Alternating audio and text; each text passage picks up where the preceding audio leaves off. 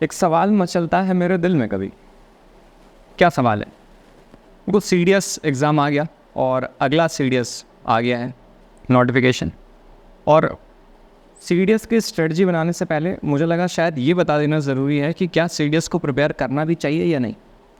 तो जैसा आपने टाइटल या थंबनेल से देख लिया होगा, ये वीडियो किसके लिए है? ये वीडियो इंजीनियर्स के लिए है, या फिर in other words those who have a degree in B Tech और बीई। ये सिर्फ उन्हीं के लिए है। लेकिन अब यूट्यूब पे तो हो सकता है ये वीडियो सभी के पास जाए, तो मैं आपको पूरी वीडियो में बीच बीच में ये बात याद दिलाता रहूँगा कि ये वीडियो अदर डिग्रीज़ के लिए नहीं है। भले ही आप देख लें, क्योंकि you do not have any other option. If you are a defence aspirant, if you are a non engineer, you are bound to prepare these competitive exams, that is CDS. But if you are an engineer, you have a direct entries. तो इसलिए आपको इतना करने की ज़रूरत नहीं है। जो कि आपके पास कुछ डाउट होंगे, कुछ दुविधा होगी, कुछ कन्फ्यूजन होंगे, जो मुझे अपने टाइम पर भी थी, लेकिन ऐसा कोई क्लियर कट आंसर नहीं मिला।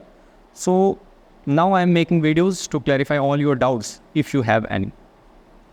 अच्छा हाँ, तो ये कंडीशंस आपको हमेशा ध्यान रखनी है, क्योंकि इन साइंस, इन इंजीनियरिंग जैसे हर कंडीशन बहुत ज़रूरी है कि कब थ्योरम कब लगाना है, वैसे इस वीडियो को देखने वाले उन सारे लोगों के लिए कंडीशन आइडेंटिफाई करना ज़रूरी है कि क्या मैं इस कंडीशन में लाई कर रहा हूँ। जो लोग इस कंडीशन में लाई करेंगे, ये वीडियो सिर्फ उन्हीं के लिए है, जो कि हम धीरे से देखेंगे ये कंडीशन आखिर है क्या। तो देखो, पहली कंडीशन क्या है कि आप एक इंजीनियर हैं। कहाँ हैं? ये रहे कंडीशन। क्या कंडीशन है? अरे यार, कंडीशन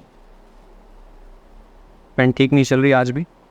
पहली कंडीशन, इंजीनियर यानी कि बीटेक या बीई वाली डिग्री।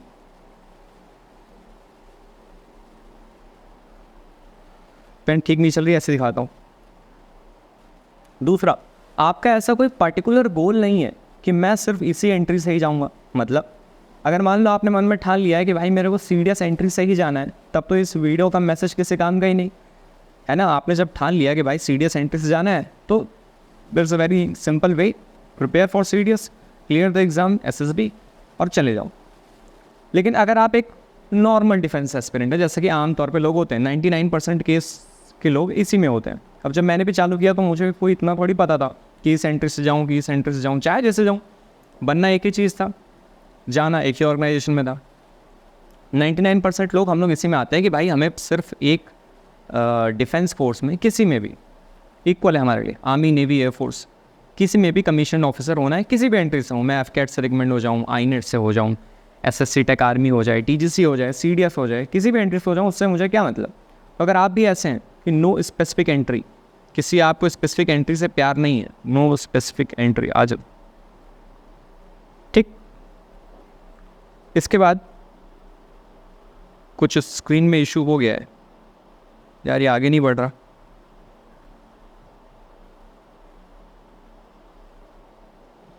ये डीए ओनली क्या होता है? हाँ, दूसरा डिफेंस एस्पिरेंट। यार क्यों नहीं चल रही अच्छे से पेन?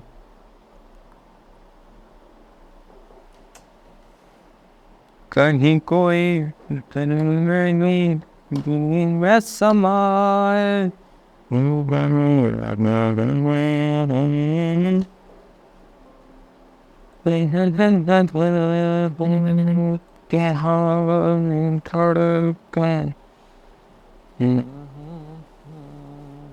चलो मान लेते हैं मैं थोड़ा बड़ा लिखता हूँ, राइटिंग आज गंदी होगी मेरी, मतलब स्क्रीन पे तो वैसे गंदी बनती है। और आप एक डिफेंस एस्पिरेंट ओनली हैं, ये ओनली आपको ध्यान रखना है। और अच्छा, सबसे पहली कंडीशन तो मैं ये बताना भूल गया कि टू डेडिकेटली का क्या मतलब है। जैसे बीटेक, ये टू डेडिकेटली का ये मतलब था कि आप ग्रेजुएट हुए और आप सिंपली किसी एक एग्ज़ाम को प्रिपेयर कर रहे हैं, that is known as dedicate preparation. आप अपने प्लेसमेंट छोड़ चुके हैं, या फिर आपने फुल टाइम इसको प्रिपेयर कर रहे हैं, फुल टाइम, तो इसका नाम है क्या? टू डेडिकेटली, एकदम। जैसे आप मान लो सिविल सर्विसेज प्रिपेयर करते हैं फुल टाइम, या फिर CAPF हो गया, या कोई और एग्ज़ाम हो गया, SSC हो गया, है ना, सब कुछ छोड़ छाड़ कुछ और काम नहीं कर रहे हैं, JEE हो गया, नीट है, मतलब पूरी तरीके से ड्रॉप ले करके जो प्रिपेयर करना है, ये मैं ये कहना चाहता हूँ कि क्या आपको ऐसा करना चाहिए किस एग्ज़ाम के लिए, सीडीएस एग्ज़ाम के लिए। क्योंकि और सब एग्ज़ाम में तो समझ आता है, डिफेंस में फुल टाइम डेडिकेट प्रिपरेशन कौन, ये भी तो देखो। एक इंजीनियरिंग का स्टूडेंट जिसके पास कितनी सारी डायरेक्ट एंट्रीज़ हैं, उसको ये डेडिकेटली प्रिपेयर करने की ज़रूरत नहीं है। क्या कंडीशन थी? कंडीशन ये थी कि आप सिर्फ और सिर्फ एक डिफेंस एस्पिरेंट हैं। यानी इससे क्या बात पता चलता है कि अगर आपका सीडीएस में नहीं होता, यानी अगर आपका डिफेंस में नहीं होता, तो अब आप यहाँ से और एग्ज़ाम की ओर नहीं जाना चाहते हैं। मतलब आप डिफेंस को मैं क्या लिख दूँ, एसएसबी लिख देता हूँ, डिफेंस ही लिख दो यार। अगर आपका डिफेंस में इनकेस ना हो पाए, तो अब आप यहाँ से सीएपीएफ की ओर या सिविल सर्विसेज की ओर या एसएससी की ओर, बैंकिंग की ओर, कोई भी गवर्नमेंट एग्ज़ाम की ओर नहीं जाना चाहते हैं। आप कहाँ जाएंगे? वापस आप अपने इंजीनियरिंग डोमेन में ही जाएंगे। हो सकता है आपके कुछ और गोल्स रहे हों, हो सकता है आपने गेट सोचा हो, एमटेक या एमएसआर सोचा हो, टीचिंग एंड रिसर्च सोचा हो, ISRO, mark, PSUs. If you are from computer science, might be FANG. Nope, not. So the third is a very important point. If you are defense aspirant only, which means that you have no any other intention to prepare for other government exams, by saying this I do not defame. I only give you a clarity that many people do not aim for government exam. They only aim for defense. If not defense, they have no intention for CAPF और may be. अब CAPF के यार ऐसा है कि जब मैं था तो हम लोगों को CAPF के बारे में नहीं पता था, सिर्फ CDS ही पता था। जब SSB जाते गए, वहाँ लोगों से मिले, क्या प्रिपेयर कर रहे हो भाई, जो रिपीटर थे, तब हम लोग थोड़े नए थे, फिर हम लोग सेमी रिपीटर हो जाते हैं, एक 10 के बाद सीनियर रिपीटर हो जाते हैं, तब हम लोग जूनियर रिपीटर थे। तब पता चला अच्छा CAPF एग्ज़ाम होता है, इसके लिए प्रिपेयर करना है। तो फिर हम लोगों ने भी CAPF प्रिपेयर किया, मैंने भी। तब पता चला ना अल्टरनेटिव कि अच्छा जिनका नहीं होता है तो फिर वो CAPF प्रिपेयर करते हैं, तो फिर मैंने भी CAPF किया।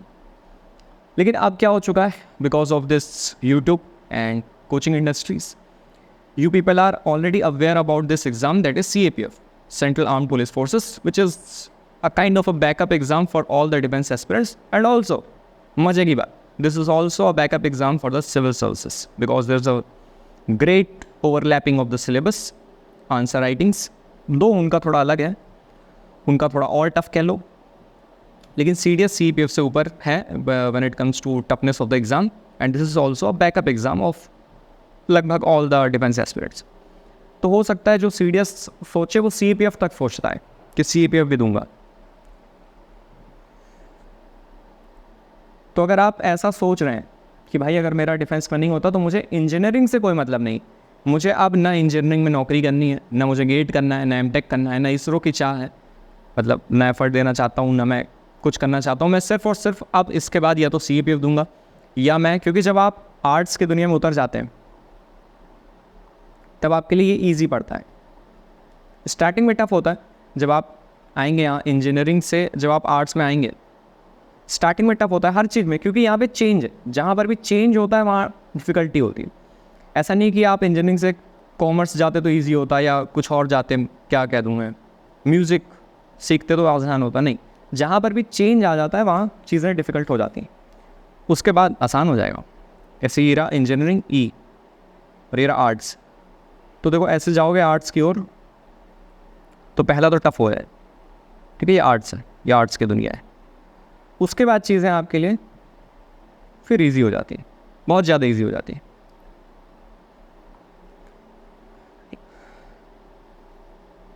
लेकिन जब आप वापस आर्ट्स से वापस इंजीनियरिंग की ओर जाने की सोचेंगे, अगर इन केस मान लो आपने काफ़ी टाइम दे दिया, CDS हो गया, CAPF हो गया, अब आप सोच रहे हैं यार वापस इंजीनियरिंग में चलता हूँ, एमटेक प्रिपेयर करता हूँ, गेट प्रिपेयर करता हूँ, एक बार आर्ट्स आपने 2-3 साल लगा दिया, वापस से जब आप इंजीनियरिंग में जाओगे तो ये हल्का सा टफ नहीं है, बल्कि बहुत ज़्यादा टफ हो जाता है। इसका ग्राफ कैसे बनेगा, आर्ट्स से इंजीनियरिंग की ओर ऐसे,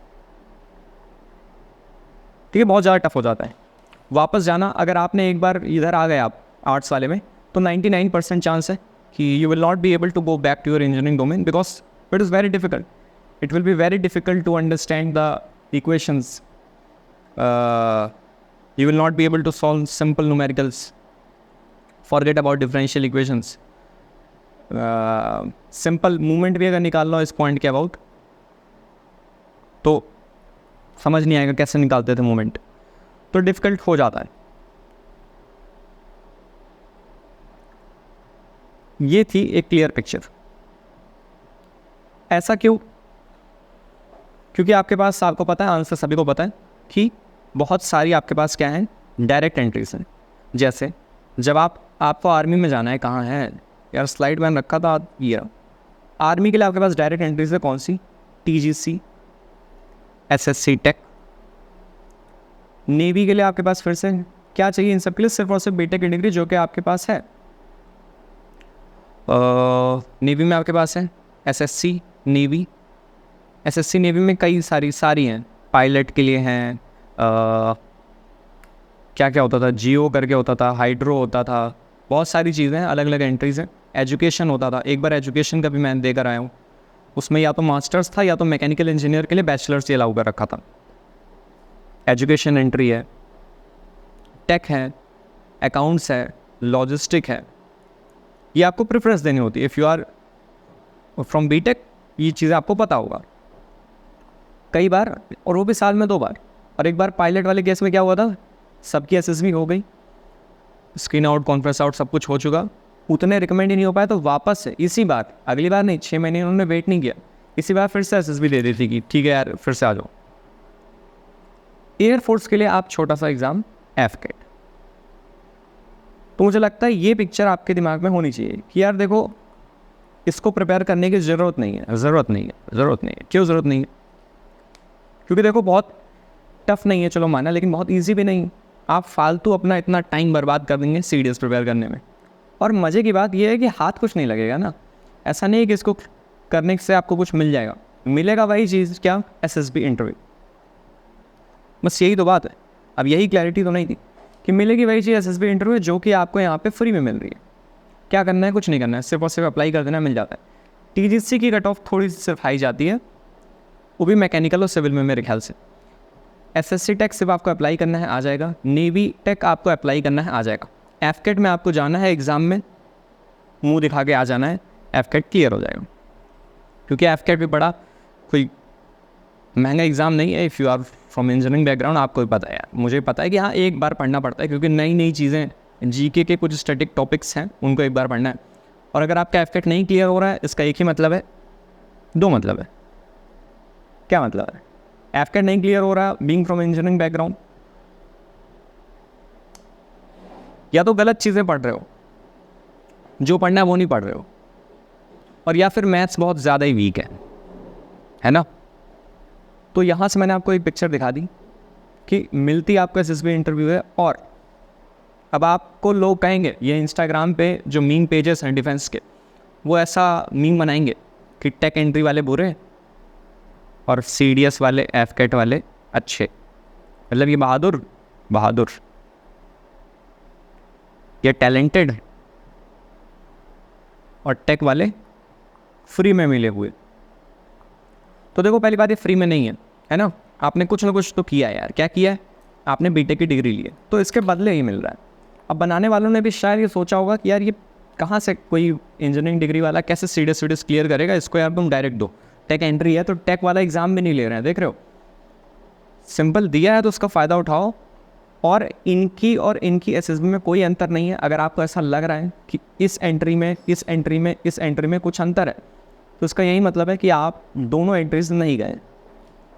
whoever is making memes, whoever is considering that tech entry is inferior and written entry, that is CDS and FCAT, are superior, have never been to both the SSBs.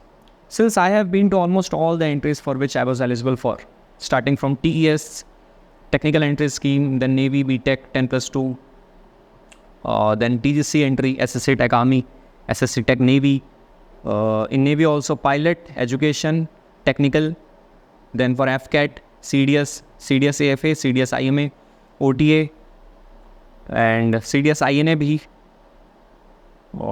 CDS INA में गया नहीं था, लेकिन और कौन सी है, हाँ assistant commandant वो वाली, कोस्ट गार्ड वाली, कोस्ट गार्ड टेक एग्ज़ाम तो अभी आया है। तो इन सभी एसएसबी इंटरव्यू में मैं गया हूँ, ज़रा भी अंतर नहीं।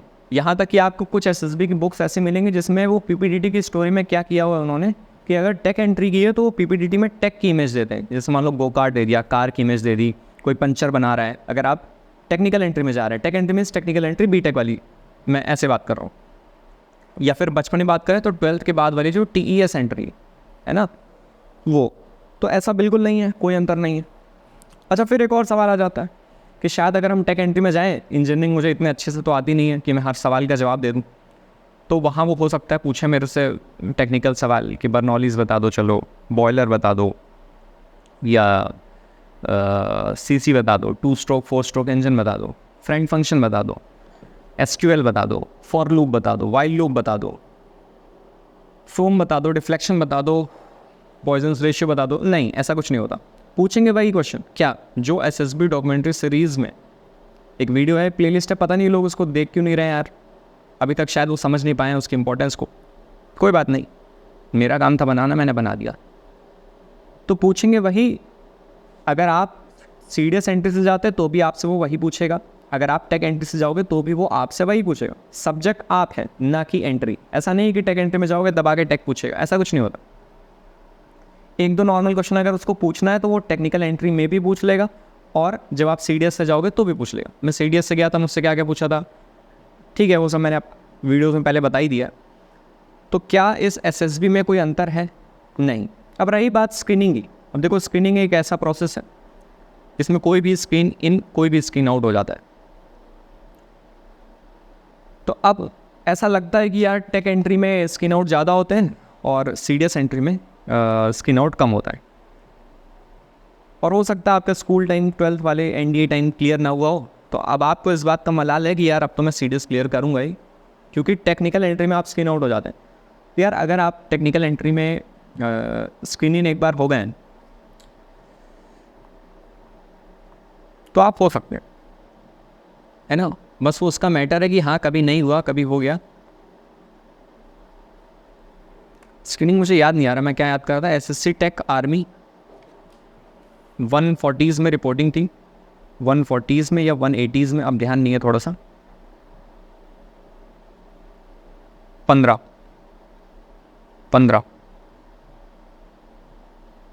सॉरी 19 याद आ गया।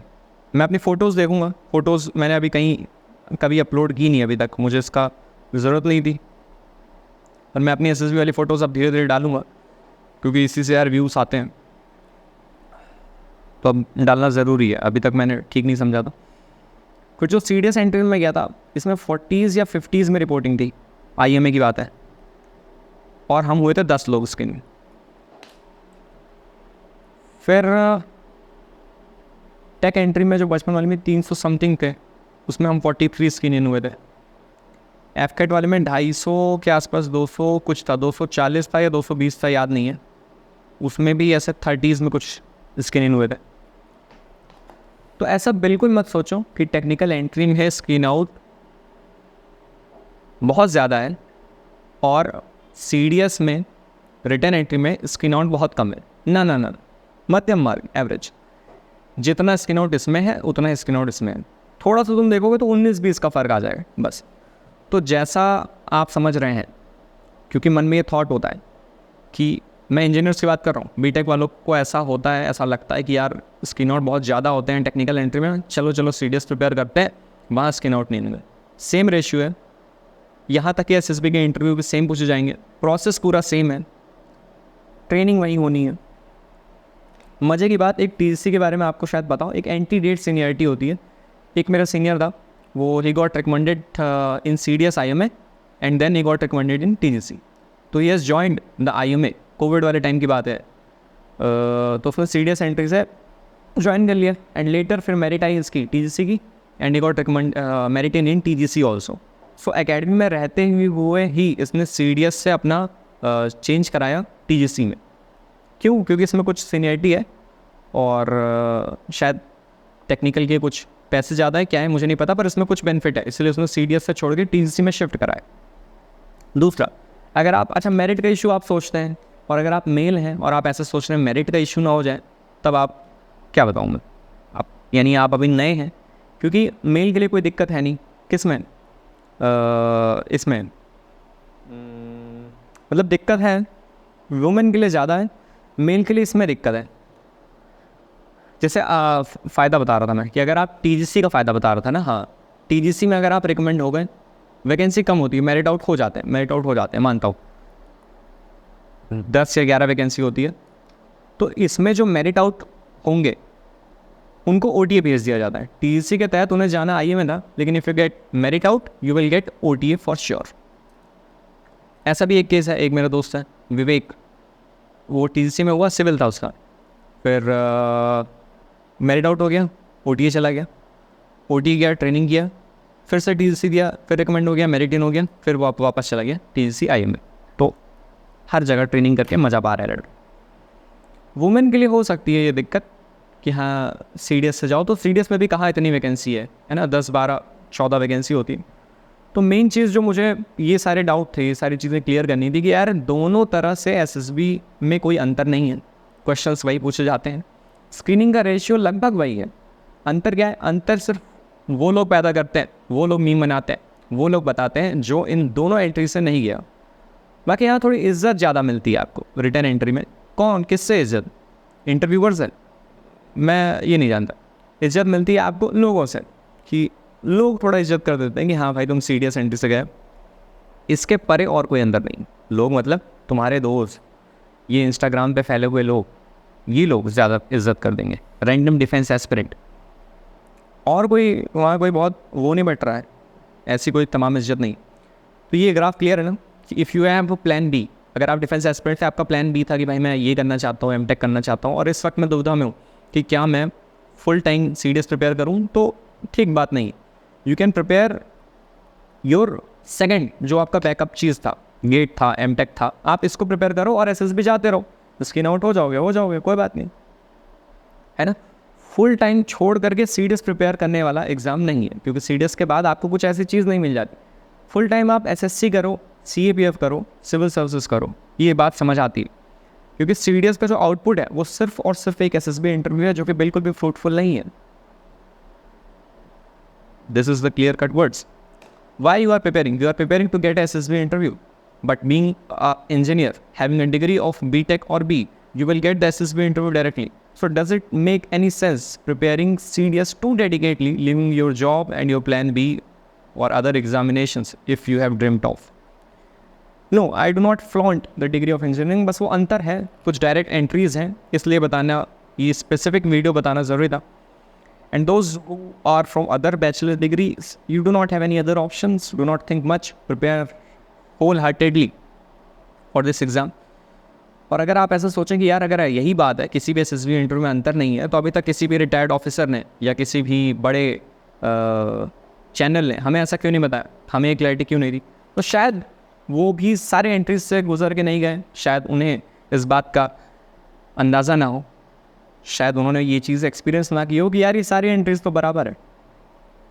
तो अभी जो नए नए जो ग्रेजुएट होंगे उनके पास ये डाउट आएगा, क्योंकि ये मुझे भी आया था, तो इसलिए मैंने ये वीडियो बनाया है फॉर देम। जो आर्ट्स वाले हैं, मतलब नॉन BTech वाले हैं, उनके लिए भी मैं कुछ बताना चाहूँगा, लेकिन मैं अभी नहीं बताऊँगा, वरना तुम लोग कहोगे कंट्रोवर्शियल वीडियो हो गया ये। ठीक है, हाँ ये तो बता दिया, स्क्रीनिंग का आपको बता दिया, सब कुछ लगभग उतना ही है। तो इस पर भी मुझे कुछ कहना है, अभी नहीं कहूँगा, थोड़ी देर बाद। और क्या बात है, हाँ SSB फुल टाइम प्रिपरेशन नहीं की जाती, क्योंकि SSB आप एक बार पहली बात तो वो देख लेना, SSB डॉक्यूमेंट्री सीरीज़, इसमें जो चीज़ें हैं वो परफॉर्म करनी है, जो क्वेश्चंस हैं वो सारे के सारे ऑलरेडी रिवील्ड हैं। मेरा एक मीम भी वायरल हुआ था, शायद आपने देखा हो। वो सारे क्वेश्चंस आपको प्रिपेयर करने हैं, फुल टाइम ऐसे रोज़ प्रिपेयर करने की ज़रूरत नहीं है, बिकॉज एक ग्रेजुएट अगर सिर्फ घर बैठ के SSB प्रिपेयर कर रहा है, ग्रेजुएट कह रहा हूँ सॉरी, BTech वाला ग्रेजुएट कर ले, थोड़ा टाइम लगता है। एक BTech कर रहा है, वो भी मेल, चलो मान लो घर पे बैठ के खाली SSB प्रिपेयर कर रहे हो, ऐसा मत करो यार। या तो CAPF प्रिपेयर कर रहे हो तो समझ आता है, वरना आप जॉब कर सकते हैं या फिर कुछ और एग्ज़ाम प्रिपेयर कर सकते हैं।